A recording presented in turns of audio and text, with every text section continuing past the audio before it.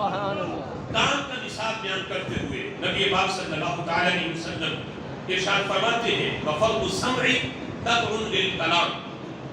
کان کا نصاب کیا ہے؟ فرمایا کان سمع جو ہے یہ کلام کے تابع ہے. سمع کلام کے تابع ہے. مطلب یہ ہے کہ جو کلام کرنا بندے کے لیے حرام ہے وہ اپنے کانوں سے سننا بھی حرام ہے. جھوٹ بولنا حرام، جھوٹ سننا بھی حرام. غیبت کرنا حرام، غیبت سننا بھی حرام. یعنی پتہ ہو کہ یہ بندہ غیبت کر رہا اور قصداً اس کی سنتے جانا یہ بھی حرام ہے. اسی طرح مزامیر، ڈول اور گانے کی آواز یہ بھی حرام. چونکہ ان کا پڑھنا اور گانا جو ہے یہ حرام ہے تو کانوں میں ان آوازوں کا پڑھنا بھی حرام ہے. فرمایا فرض السمع تبع للکلام، کہ کلام کے تابع ہے.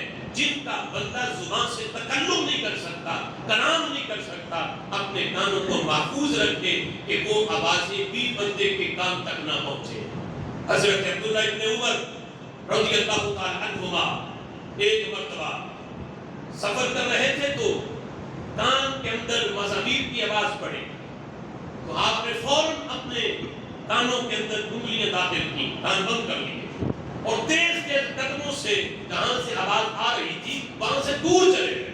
اور کافی دور جانے کے بعد انگلیاں نہیں نکالی.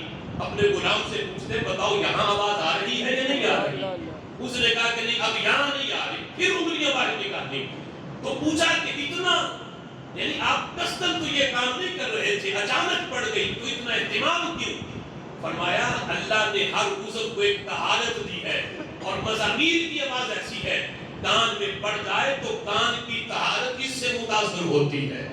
یعنی یہ دیکھو تقویٰ کی اچانک پڑی ہے، قصداً ایسی محفل میں سننے کے لیے نہیں گئے تھے.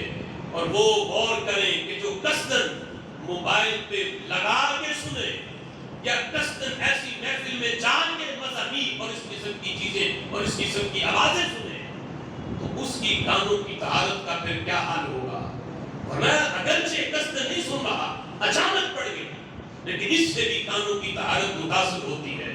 نبی مکرم شفیع معظم صلی اللہ تعالی علیہ وسلم فرماتے ہیں جو نصاب اعضاء کا بیان کیا ان اعضاء کے مطابق اور اس نصاب کے مطابق اعضاء کا استعمال کرو، یہی اعضاء قیامت کے دن تمہارے گواہ بن جائیں گے اور ان کی گواہی پہ رب ذوالجلال تمہیں جنت عطا فرمائے.